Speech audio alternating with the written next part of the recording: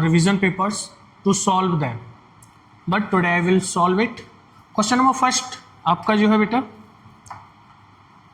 आपके स्क्रीन पे जो दे रखा है ये आपका क्वेश्चन नंबर फर्स्ट हो जाता है। क्वेश्चन नंबर फर्स्ट में वो क्या कह रहा है, सबसे पहले क्वेश्चन को समझने की कोशिश कीजिएगा। क्वेश्चन नंबर फर्स्ट है आपका, the continent entirely located in the northern hemisphere and home to वेशन सिटी इज।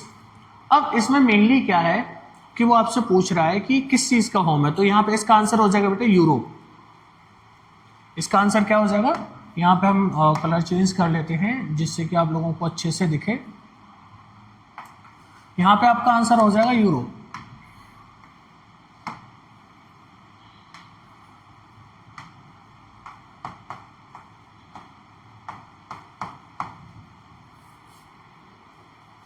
ठीक है भाई। इसके बाद में आपसे क्वेश्चन नंबर सेकंड में जो कह रहा हूं, the tallest mountain in the Europe is blank located in Russia. रूस में जो टॉलेस्ट माउंटेन है जो कि लोकेटेड है वो कौन सा है, उसके बारे में ये बात करने की कोशिश कर रहा है, तो वो है बेटा माउंट एल्ब्रिस। तो यहां पे आ जाएगा आपका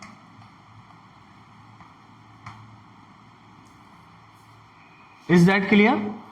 इसके बाद में नेक्स्ट क्वेश्चन पे हम आते हैं, Europe is the separated from the northern America, Europe is separated from northern America by the blank ocean.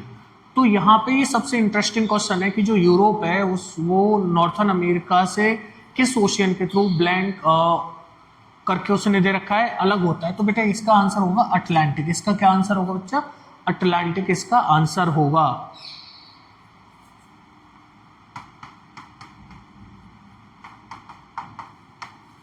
Atlantic इसका आंसर होगा। क्वेश्चन नंबर फोर्थ में कह रहा है, द वर्ल्ड लार्जेस्ट रिवर,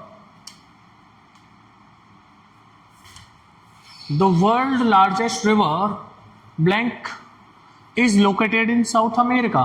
जो वर्ल्ड की लार्जेस्ट रिवर है, ठीक है, वो कहां लोकेटेड है, साउथ अमेरिका। तो ये अमेजॉन है।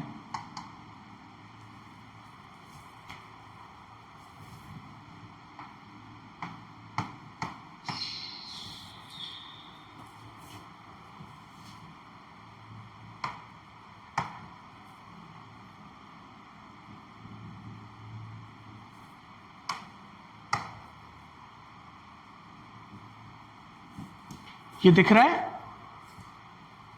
ठीक है। Question number fifth, North and South America are linked by a narrow strip of the land called the. तो बच्चे इसको बोलते हैं इस्थमस ऑफ पनामा। तो यहां पे आ जाएगा आपका इसका आंसर, मैं यहां सामने लिख दे रहा हूं।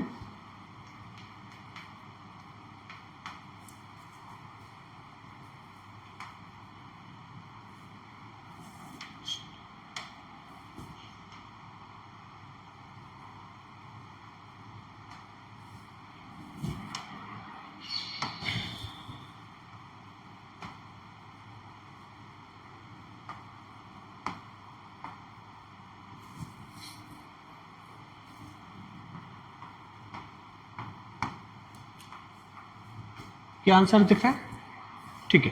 Question number sixth, Antarctica is known as the blank continent because of it covered with the ice. तो बेटा आइस से आपको यहाँ पे देखो एक वर्ड दे रखा है आइस, इससे आपको समझ जाना चाहिए आइस कैसी होती है, व्हाइट होती है। तो अटलांटिक किसके नाम से भी जाना जाता है, व्हाइट कॉन्टिनेंट, व्हाइट कॉन्टिनेंट के नाम से भी जाना जाता है। The average thickness of the ice sheet covering Atlantic is about, जो एवरेज थिकनेस है यानी कि जो आइस शीट जिससे अटलांटिक कवर हो रखा है उसकी एवरेज थिकनेस कितनी है, तो बेटा वो आपकी बहुत ज्यादा ही है, जिसे हम कह सकते हैं 2160 मीटर, 2160 मीटर के आसपास है, ठीक है। नेक्स्ट क्वेश्चन है बेटा आपका, most of the world's activity and dormant volcanoes are located in the belt called the. तो भैया ये कहा जाता है आपका रिंग ऑफ फायर। ये क्या कहा जाता है बेटा, ये कहां आगे हम, ये रहा क्वेश्चन नंबर 8, ये कहा जाता है रिंग ऑफ फायर।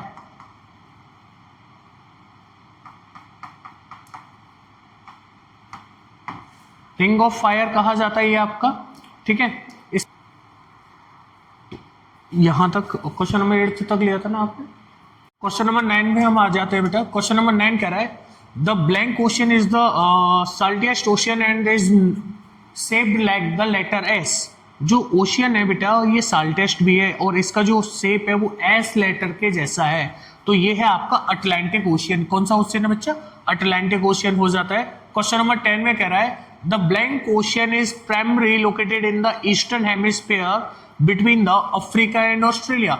तो बेटा वो आपका इंडियन ओशियन हो जाता है। कौन सा ओशियन हो जाता है बेटा?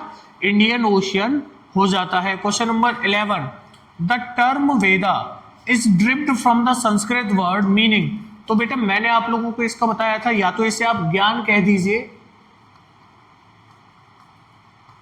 जो वेदा का मतलब होता है बेटा, ये जो वर्ड है वेदा, इसका मतलब या तो बेटा ज्ञान हो जाएगा या फिर जो बच्चा आपका इसका मतलब जो है नॉलेज, इंग्लिश में बोलेंगे तो नॉलेज हो जाएगा। ठीक है। क्वेश्चन नंबर 12 में मैं कह रहा था blank is the oldest Veda composed about 3500 years ago. तो वो आपका बेटा ऋग्वेदा हो जाता है, ऋग्वेदा। ठीक है।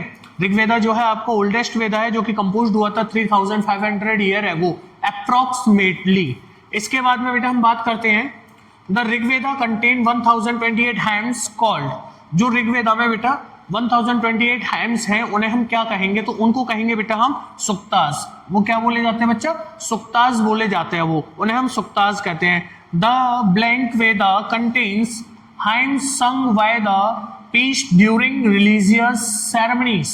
तो इसमें वो ये कह रहा है कि जो एक हमारा वेद है उस वेद में कुछ ऐसे hymns, कुछ ऐसी पोएम्स, कुछ ऐसी लाइन्स दे रखी हैं जिन्हें रिलीजियस सेरेमनी के समय पे जो हमारे जो एक तरीके से पुरोहित वगैरह होते हैं उनके द्वारा उन्हें गाया जाता है, प्रोनाउंस किया जाता है।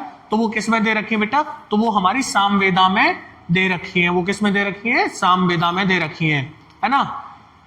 इसके बाद में जो है the Panchayati Raj is the blank tier system of the administration. तो आप लोगों को मैंने बताया था जो पंचायती राज सिस्टम होता है उसको जो है बेटा 3 टायर एडमिनिस्ट्रेशन है। कितने टायर एडमिनिस्ट्रेशन है बच्चा? 3 टायर एडमिनिस्ट्रेशन है आपका। इसके बाद में क्वेश्चन नंबर 16 में जब हम आते हैं तो आपका जो क्वेश्चन नंबर 16 है वो आपसे कहता है बेटा the highest level of the Panchayati Raj at the district level is. तो बच्चा जो डिस्ट्रिक्ट लेवल होता है, डिस्ट्रिक्ट को हिंदी में हम जिला भी बोलते हैं और इसीलिए जो पंचायती राज का सबसे हाईएस्ट लेवल होता है, जो हाईएस्ट लेवल है, सबसे हाईएस्ट लेवल, वो आपका क्या भी है बेटा? उसे हम जिला परिषद कह देंगे। क्या कह देंगे हम? जिला परिषद कह देंगे। यहां तक कोई प्रॉब्लम नहीं। ठीक है। इसके बाद में बच्चा आपका आता है a community of 5 elected elders in a village is known as a. तो बेटा जो हम अपने गांव में एक कम्युनिटी को इलेक्ट करते हैं जिसमें कि 5 अलग अलग पंचों को रखा जाता है, उस कम्युनिटी को हम बोलते हैं पंचायत। उस कम्युनिटी को हम क्या बोलते हैं बच्चा? पंचायत बोलते हैं। ये हमारा जो अभी मैं आपको बता रहा था 3 टायर एडमिनिस्ट्रेशन के बारे में जो मैं आपको बता रहा था बच्चा, तो जब हम 3 टायर एडमिनिस्ट्रेशन के बारे में जब हम बात करते हैं तो मैं आपको जो है 3 टायर एडमिनिस्ट्रेशन के बारे में जब हम बात करते हैं तो उसमें बेटा 3 अलग अलग पोजीशंस पे हमारा जो लोकल एडमिनिस्ट्रेशन है वो डिवाइडेड है। सबसे ऊपर हमारा जिला परिषद होता है, उसके बाद में जो है हमारा बेटा पंचायती राज सिस्टम में आता है और उसके बाद में हमारा आता है ग्राम पंचायत। जिला परिषद में बेटा जो म्युनिसिपल कॉर्पोरेशन वगैरह होती है वो सारी होती है। पंचायती राज सिस्टम जहाँ पे ब्लॉक एडमिनिस्ट्रेशन होता है और जो आपका ग्राम पंचायत वगैरह है वहां पे तो बेटा जो गाँव की ग्राम सभा होती है उनमें ही आता है। क्वेश्चन नंबर 18 में कह रहा है activities like a manufacturing and construction are classified as. जब मैं कल आपको बेटा एक आप लोगों को मैंने एक स्टोरी कराई थी और उस केस स्टडी में मैंने आपको बताया था कि किस तरीके से 3 अलग अलग तरीके की एक्टिविटीज, इकोनॉमिक एक्टिविटीज हमारे लोकल में होती हैं। पहला होता है प्राइमरी इकोनॉमिक एक्टिविटी, दूसरा होता है बेटा सेकेंडरी इकोनॉमिक एक्टिविटी और तीसरा होता है आपका टेरिटरी इकोनॉमिक एक्टिविटी। ठीक है। तो उसमें जो हमारी सेकेंडरी इकोनॉमिक एक्टिविटी है उसमें क्या है? उसमें बेटा सामानों का बनना, घरों का बनाना, इन सभी इकोनॉमिक एक्टिविटीज को हम रखते हैं सेकेंडरी इकोनॉमिक एक्टिविटी में। इसके बाद में बेटा हम क्वेश्चन नंबर 19 में आते हैं। इसमें कह रहा है service such as a transportation, legal advice and communication are the part of. तो मैंने आपको बताया था बेटा जैसे कि कोई भी सर्विसेज होती है, एडवोकेट्स हो गए, ट्रांसपोर्टेशन हो गया, ये सारे किसके पार्ट होते हैं? ये हमारे थर्ड इकोनॉमिक एक्टिविटी के पार्ट होते हैं। किसके पार्ट होते हैं बेटा? थर्ड इकोनॉमिक एक्टिविटी के पार्ट होते हैं, जिससे हम और आप थर्ड कह सकते हैं बेटा। इसके बाद में क्वेश्चन नंबर 20 में कह रहा है the community kitchen of the Sikh gurdwara.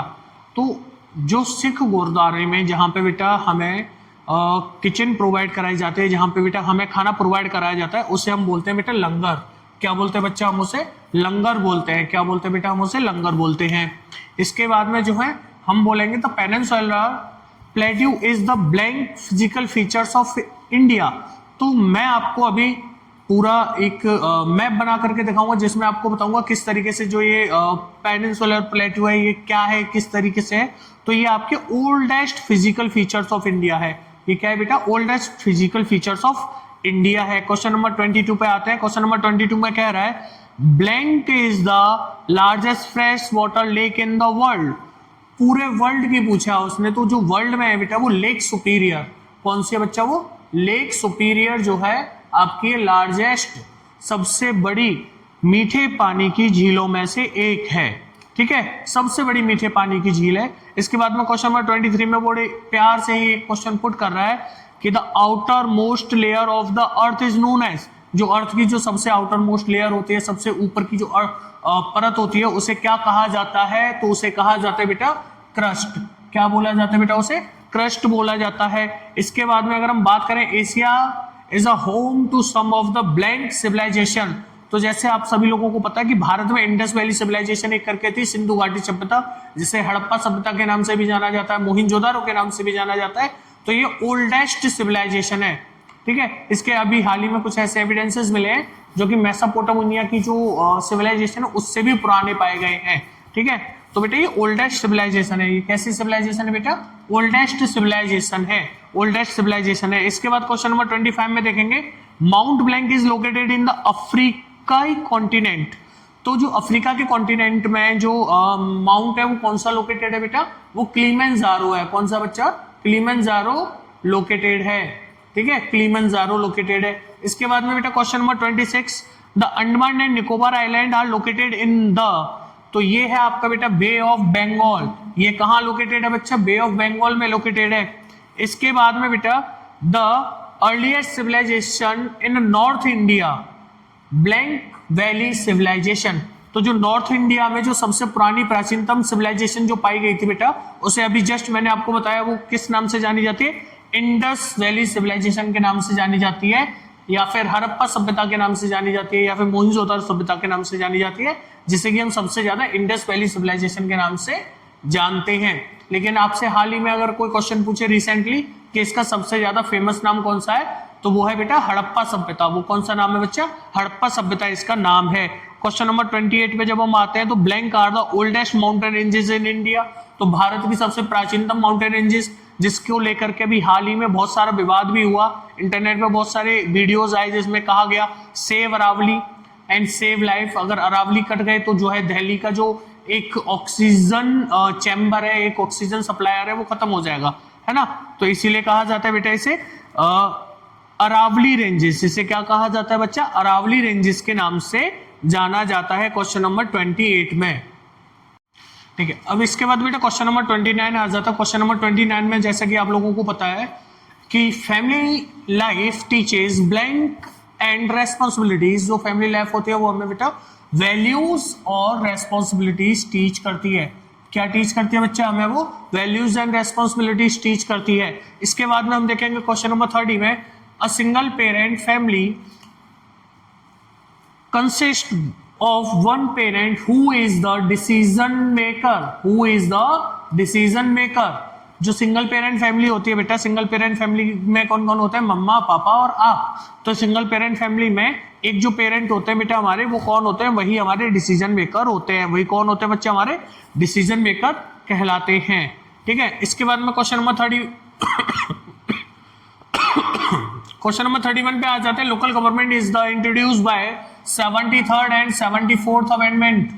ठीक है, इसके बाद में थोड़ा जल्दी यहाँ से थोड़ा तेजी से खींचते हैं हम लोग। क्वेश्चन नंबर 32 में कहा जाता है bodies solve local problem like water and sanitations. तो इसे होती है बेटा लोकल बॉडीज होती हैं जो कुछ भी लोकल की प्रॉब्लम्स को सॉल्व करती हैं। Gram panchayat is the local self government at the village level. तो यहाँ पे पंचायत आ जाएगा। यहाँ पे क्या आएगा बच्चे? यहाँ पे पंचायत आ जाएगा, जो कि आपका पीछे मैंने पूरा दे रखा है। क्वेश्चन नंबर 34 कह रहा है पंचायत राज हैज ब्लैंक लेवल। तो बच्चा पंचायती राज में भैया 3 लेवल होते हैं, पंचायती राज सिस्टम 3 टायर सिस्टम है। इसके बाद question number 35 primary activities introduced agriculture mining and, तो बेटा फिशिंग, फिशिंग कह लो आप यहाँ पे, ठीक है, क्योंकि मैंने आपको बताया था कि जो खेती होती है चाहे फिर वो एनिमल रेयरिंग से ही रिलेटेड क्यों ना हो। इसके बाद में बेटा क्वेश्चन नंबर 36 है blank activities produce finished goods from the raw materials, जो कच्चे माल से कोई नया सामान प्रोड्यूस करती हैं, जैसे मान लीजिए आम को ले जाकर के आम की चटनी बनाना है ना, आप लोगों ने देखा होगा, तो पिकल्स आते हैं या फिर जो मैंगो जो होता है उसका कोई भी एक प्रोडक्ट बनाना, कोई भी जूसेस बनाना, उन सबको क्या बोलते हैं, वो सब आते हैं हमारे बेटा सेकेंडरी इकोनॉमिक एक्टिविटी में। किस में आते हैं बच्चा, वो सेकेंडरी इकोनॉमिक एक्टिविटी में आते हैं। इसके बाद में अगर हम बात करें third economic sector include services like transportation and communication. इसके बाद में बच्चा आपका क्वेश्चन नंबर 38 आ जाता है elections to a local bodies are conducted by, तो बच्चा ये होता है स्टेट इलेक्शन। ये कौन से होते हैं बच्चा, स्टेट इलेक्शंस होते हैं, स्टेट इलेक्शंस होते हैं आपके।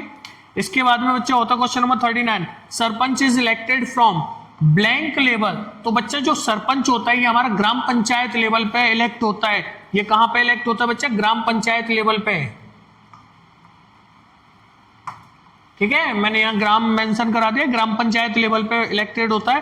क्वेश्चन नंबर 40 हमारे फिलअप का आखिरी क्वेश्चन है। क्वेश्चन नंबर 40 में वो क्या कह रहा है, blank sabha is involve in a gram panchayat at decisions, तो बच्चा वो ग्राम सभा होती है, कौन सी होती है, वो ग्राम सभा होती है।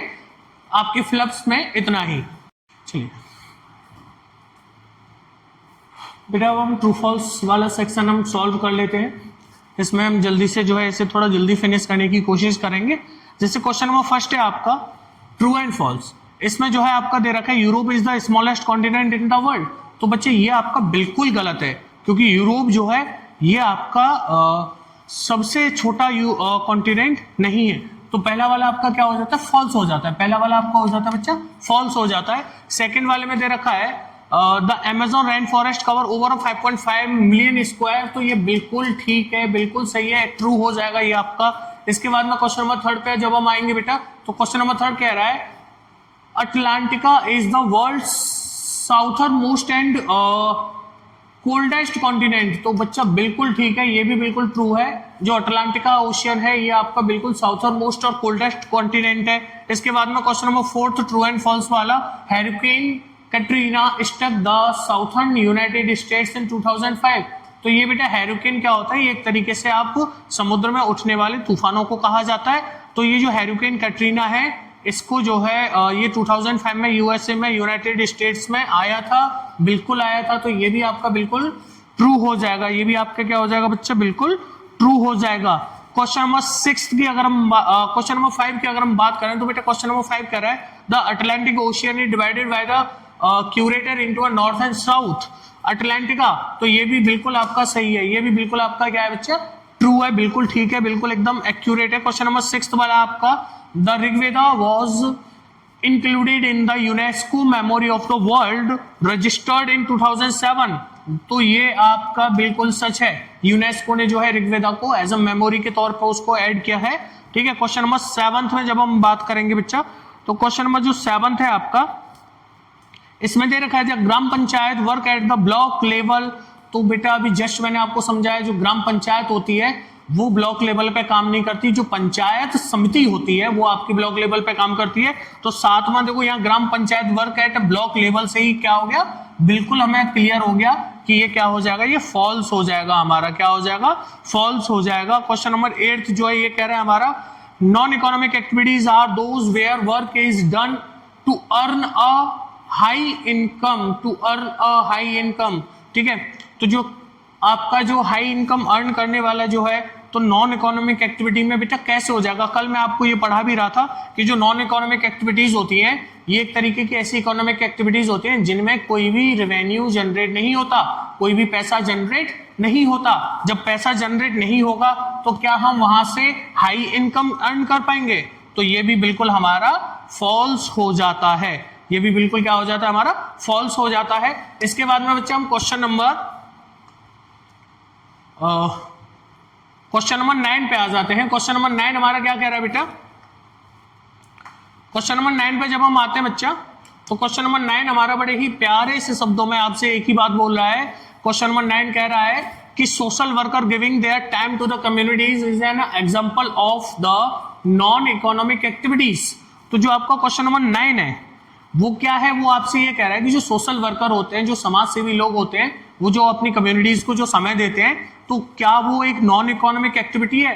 तो ये बिल्कुल सच बात है बेटा, क्योंकि उन लोगों को वहां से कोई रेवेन्यू जनरेट नहीं होता, वो कोई पैसे के लिए काम नहीं करते, ना ही वो कोई पैसे कमाने के लिए काम करते हैं, वो लोगों की भलाई के लिए, समाज के लिए काम कर रहे होते हैं। इसीलिए ये बिल्कुल ट्रू है।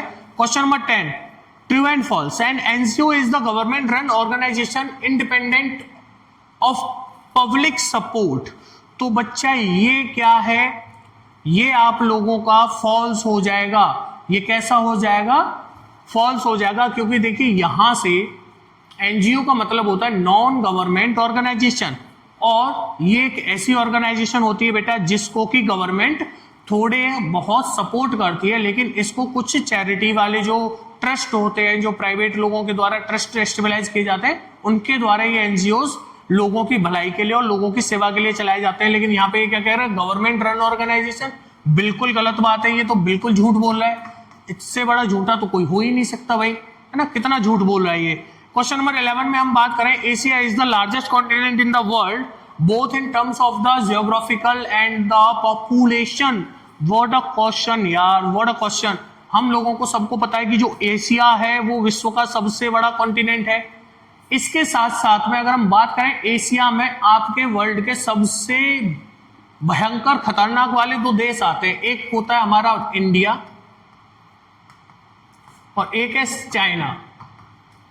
तो बेटा ये जो इंडिया और चाइना है, इन्होंने वर्ल्ड में एक दूसरे से एक कंपटीशन लगाया हुआ है कि कौन जो है ज्यादा पॉपुलेशन गैदर कर सकता है। तो इस वजह से क्या है कि यहां पे भैया पॉपुलेशन भी ज्यादा हो गई और ज्योग्राफिकल टर्म में भी ये क्या हो गया, ज्यादा हो गया। तो ये एब्सोल्युटली ट्रू, ये बिल्कुल सच बात है, बिल्कुल सच बात है कि जो एशिया है हमारा वो बिल्कुल सच बात है। Question number 12, the Deccan plateau is the rich in a black soil that is good for the growing sugar cane and cotton. तो बच्चा क्वेश्चन नंबर 12 में आपके में जो है, मैं अभी आपको छोटा सा एक यहाँ पे मैप के तौर पे दिखाने की कोशिश करूंगा। एक बार आप देखिएगा बच्चा, सभी लोग एक बार सभी लोग ध्यान से देखिएगा।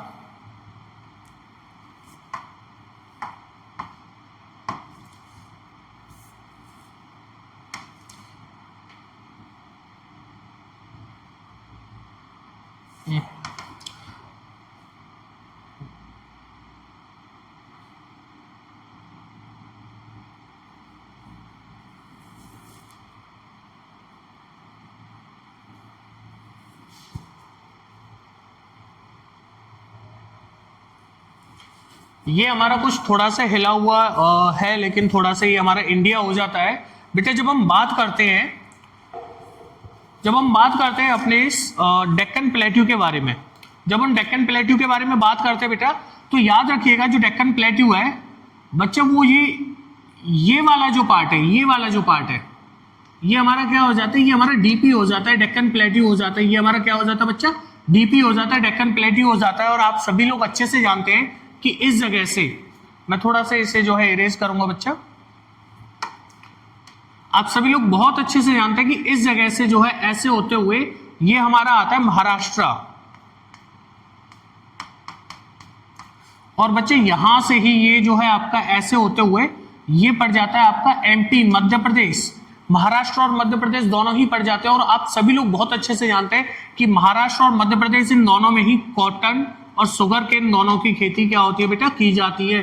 तो अगर आप ऐसे याद ना रख पाए तो ऐसे याद रख लीजिएगा कि जो डेक्कन प्लेट्यू है वो भारत के मिडिल ऑफ द पार्ट को कहा जाता है, बिल्कुल बीच वाले पार्ट को कहा जाता है। उस बीच वाले पार्ट में ब्लैक सॉइल एनरिचमेंट है, इसीलिए क्या है, ये बिल्कुल ट्रू बात है। ये कैसी बात है बच्चा, बिल्कुल ट्रू बात है। हम अपने क्वेश्चन पे वापस आएंगे। हमारा क्वेश्चन नंबर 12 था ये, हम अपने क्वेश्चन पे वापस आते हैं। क्वेश्चन नंबर 12 में वो क्या कह रहा था बच्चा, वो कह रहा था कि जो आपका डेक्कन प्लेट्यू है,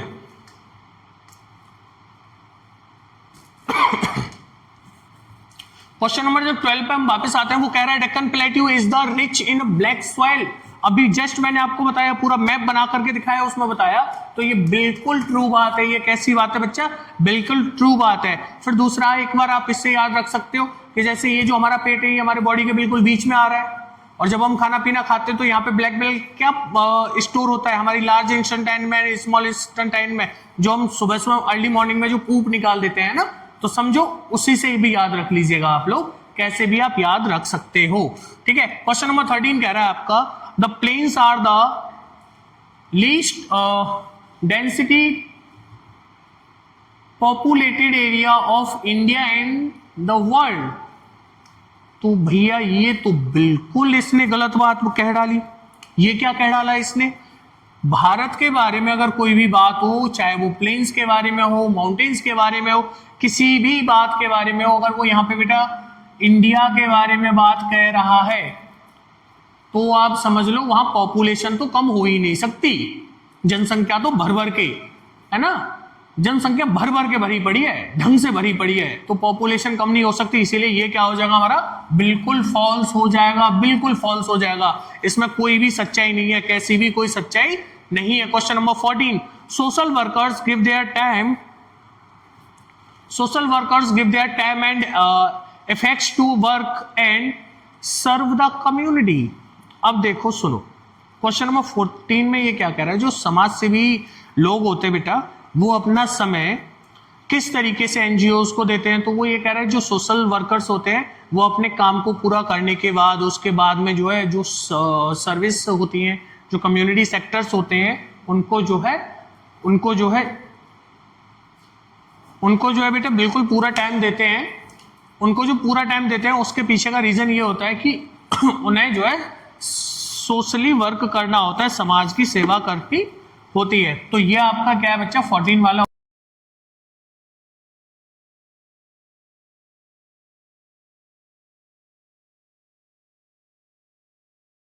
work is done is called a monetary compensation। तो ये बच्चा हमने चैप्टर नंबर 15 में जब पढ़ा था, तो चैप्टर नंबर 15 में मैंने आपको एक्सप्लेन किया था कि किसी भी काम को पूरा करने के बदले में जो पैसा दिया जाता है उसको जो है मॉनेटरी कंपनसेशन कहते हैं। तो भैया ये बात भी बिल्कुल सच हो जाती है, एकदम ट्रू हो जाता है। ये भी आपका कैसा हो जाता है बेटा? एकदम ट्रू हो जाता है। क्वेश्चन नंबर 16 कह रहा है the member of the municipal council are not elected. ओ ये क्या बात कह दी भाई? भारत में अगर कोई पद है जो कि किसी पॉलिटिकल चीज से रिलेटेड है और उस पर चुनाव ना हो, लोगों में आपस में जूते ना चलें, हाउ इट इज पॉसिबल? जब तक दो चार गुंडे अपना वेपन निकाल करके ये ना दिखाएं कि आपको जो है उसे वोट डालना है, आपको जो है ये करना है, जब तक काम कैसे चलेगा भारत में? तो ये तो बिल्कुल गलत बात कह दी। तो 16 वाला हमारा क्या हो जाता है बच्चा? फॉल्स हो जाता है। 16 वाला क्या हो जाता है बेटा? हमारा फॉल्स हो जाता है। फॉल्स 16 वाला बिल्कुल हमारा फॉल्स हो जाता है। क्वेश्चन नंबर 17 में आते हैं। क्वेश्चन नंबर 17, ओ हो, क्वेश्चन नंबर 17 क्या कह रहा है हमारा? सुनिएगा, कहने के लिए वैसे तो कुछ भी नहीं कह रहा बेचारा, बहुत ज्यादा ऐसा कहेगा भी क्या। क्वेश्चन नंबर 17 कह रहा है हमारा जो बिग सिटीज है, big cities with the population of more than 2 lakhs have municipal corporations. बिल्कुल गलत, सही नहीं हो सकता। जो बड़े शहर होते हैं बेटा, यहाँ पे 2 लाख नहीं, यहाँ पे कम से कम 10 लाख के साथ में होता है, उनमें होता है म्युनिसिपल कॉर्पोरेशन। ठीक है, जिनमें बेटा 2 लाख के आसपास की आबादी होती है उनमें म्युनिसिपल काउंसिल होता है। ठीक है, म्युनिसिपल काउंसिल होता है। तो याद रखिएगा इस बात को, जो म्युनिसिपल कॉर्पोरेशन वाला है वहां पे 10 लाख आना चाहिए था, तब वो ट्रू होता। ठीक है, question number 18, the state election commission is conducted under the article 224। ये तो भैया गलत बात है, ऐसा नहीं है, ये भी आपका फॉल्स हो जाएगा। क्वेश्चन नंबर 19, जिला परिषद इज है ना अपॉइंटेड बॉडी। तो भैया ये भी आपका फॉल्स है, ये किसी के द्वारा अपॉइंट नहीं किया जाता। ये जिला परिषद में भी जो म्युनिसिपल जो मेयर वगैरह होते हैं उन्हें भी बेटा इलेक्ट किया जाता है। इलेक्ट और अपॉइंट में थोड़ा सा डिफरेंस होता है। The local government in India, the local government in India functions at a 4 level. अरे भैया ये क्या कह दिया? ये तो बिल्कुल ही ये समझ लीजिए भारतीय संविधान के परखच्चे उड़ाने की बात कर रहा है। भारतीय संविधान में लोकल लेवल पे बेटा 3 टायर गवर्नमेंट होती है, तो ये कह रहा है 4। भैया ये चौथा टायर इसने कहां से लगा दिया है? लग रहा है टाटा सुमो बना रहा है, 4 टायर लगा करके लेके जाएगा, फिर वो गाना गाएगा।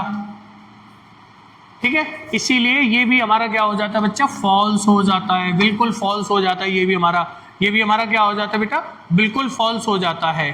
ठीक है, ये भी हमारा बिल्कुल फॉल्स हो जाता है। ठीक है, is that clear? Yes clear, okay done.